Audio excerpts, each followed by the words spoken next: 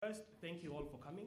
I just have a brief statement today, and then we'll take some questions.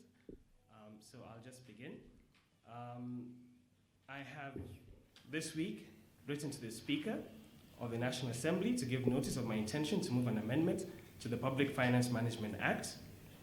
I am proposing a bill that will set a clear debt ceiling in the law. The bill sets this ceiling at Kenya shillings 6 trillion. It is important to note that this is only a recommendation, and that the Treasury, members of Parliament, members of the public are free at a later stage to come and give their views about what they feel the ceiling should be set at. But I think we should have a ceiling of where do we want this debt to reach. We should at least set some point and say this should be our ceiling for now. The bill does allow for that ceiling to be raised or lowered at a later stage by Parliament if they so wish, but they should again say the reason why they wish to raise that ceiling at that later date. The proposed bill also requires the government to submit to Parliament a clear repayment plan for each new loan that they wish to take at any later point in future. Over the last few years, we have witnessed a sharp increase in the size of our national debt. We currently have the highest debt to GDP ratio in East Africa of 57%. We are followed by Burundi at 55%, Uganda 40%, Rwanda 39%, and Tanzania 38%.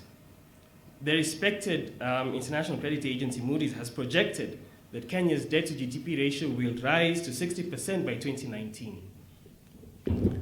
In terms of figures, our debt, as you all know, at the moment stands at about 5 trillion, and it means that every Kenyan man, woman, and child presently owes at least Kenya shillings 120,000, and that figure is rising. And in terms of, just from a normal point of view, if a baby is born today, any baby in any hospital, that baby is being born with a debt of Kenya shillings 120,000 shillings from that point on, and that figure keeps rising.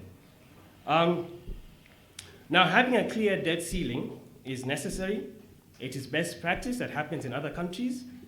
In the United States, it is one of the checks and balances that is used by Congress to monitor the expenditure of the executive.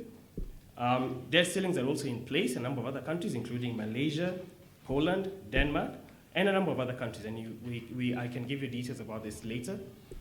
The proposed bill recommends that the ceiling should be set at a figure and not an absolute figure, which the bill proposes at 6 trillion, and not a percentage.